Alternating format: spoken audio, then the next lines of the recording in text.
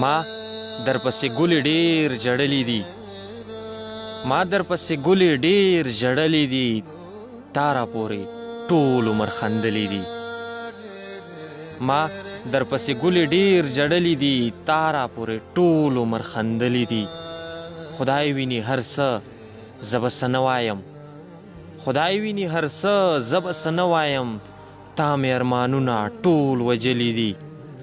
بیا ګودر ته سرو جامو کې تلې، بیا ګودر ته سرو جامو کې تلې، بیا په زړه ورونه لګېدلي دي. کات شو دیدنونه چې په ستر شوې، کات شو دیدنونه چې په ستر شوې، هسې درته ما لارې نیولې دي.